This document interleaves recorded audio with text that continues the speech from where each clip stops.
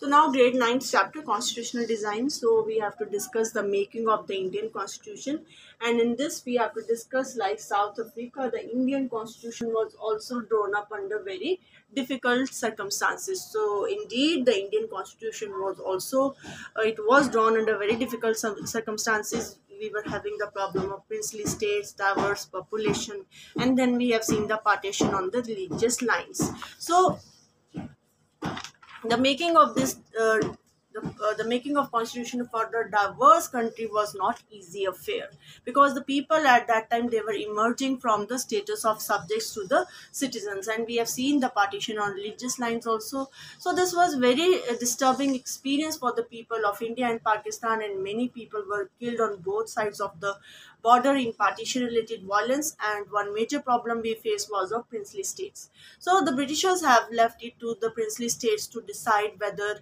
they wanted to merge with India, or they wanted to be independent, or they wanted to merge with Pakistan. So it was the will of the princely state.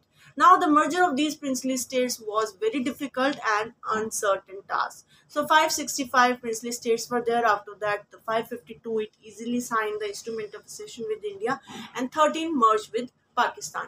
So when the constitution was being written, the future of the country did not it looked like secure and as it does today. So the makers of the constitution has worries about the present and the future of the country.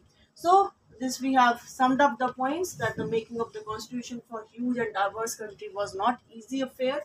At that time, people of India were emerging from the status of subjects to the citizens, and country was born through a partition on the basis of religious line.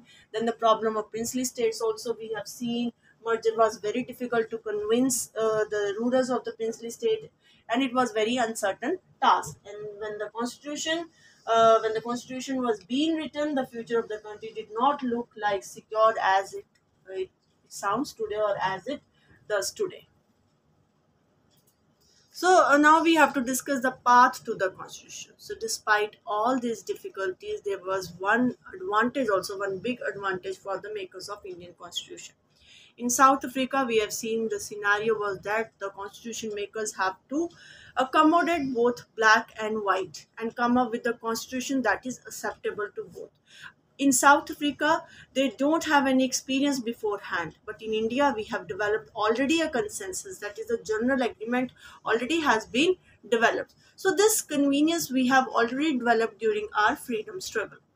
There was so much disunity in Indian masses when Gandhiji came from South Africa in 1915. We have seen then Gandhiji, how he has seen the same plight of the Indians in his own country, and then he also started the Satyagraha movement. He launched the Satyagraha in 1916, 17, and 1918, and Indian masses, they were also disunited. But Gandhiji was of the view that in order to attain independence, all the Indian masses had to be unified under one umbrella of the mass struggle. So for this, he launched many movements. We have seen non-cooperation and civil disobedience movement, and finally we got united also during our freedom struggle, and hence we attained the independence. So our national movement was not only a struggle against the foreign rule, that is the Britisher, it was also a struggle to revive our country, to transform our society and politics. So we wanted that after the independence, we should build such a constitution in which there should be equality for all the people of India, and all the Indian people should accept constitution with open heart. So this was there in the mind of our leaders at that time. So in 1928, Motilal Nehru and 8 other Congress leaders, they drafted the preliminary version of a constitution for India.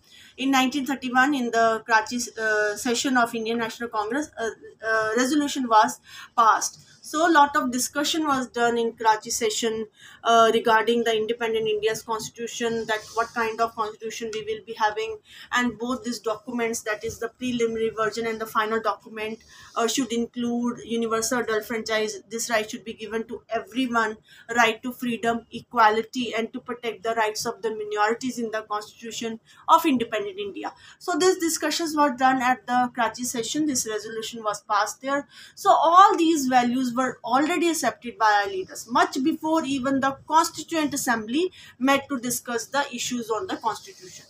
So means approach was clear cut that we have to accommodate our diversity and we have to give equality of rights to everyone. Now our familiarity with the political institutions of the colonial rule also helped to develop a agreement over the institutional design. So it also helped us a lot. So here we got advantage that we have seen the working of the Britishers, that is how they handle the administration, how elections were conducted to the provincial legislative assembly. So it helped us in institutional design, that is how we will do separation of power among the institution, how legislature will work and how executive will work. So we were knowing that we are capable and we can govern our nation very well after independence, and this we have seen during the working of the Britishers. So the British rule had given us voting rights only for a few. So the bodies which were elected out of such elections were not fully democratic, because right to vote was only restricted to few people.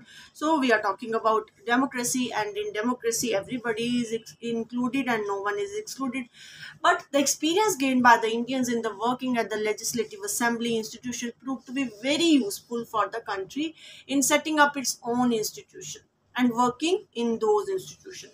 That's why, because of the familiarity, many institutional details of Government of India Act 1935 was adopted in our constitution. And in our framing our constitution, we got inspiration from the world events like the French Revolution, Russian Revolution, Bills of Rights in USA. So like the French Revolution gave the ideals of liberty, equality and fraternity to the world, and we adopted these ideals from the French Revolution. Similarly, from Russian Revolution, many countries got inspiration and they established socialism. And from Bills of Rights, we adopted our fundamental rights. And in Bills of Rights, it gave civilian rights, liberties to the individuals, like freedom of speech and religion. So simply, we were just not copying what others have done, but at each step, at every step, the members of the Constituent Assembly were questioning whether these things will suit our country or no. So all these factors contributed to the making of our constitution, and Indian constitution adopted many institutional details and procedure from different countries. So in this, we can give this points that India adopted the principles of liberty and equality, freedom and justice from the French constitution. So the ideals of liberty, equality and fraternity, we got this inspiration from the French Revolution. Then we adopted the Bills of Rights from the USA. So Bills of Rights we have adopted from the USA, and then the practice of parliamentary democracy has been adopted from the Great Britain, and the element of socialism was added to our constitution through Russian Revolution.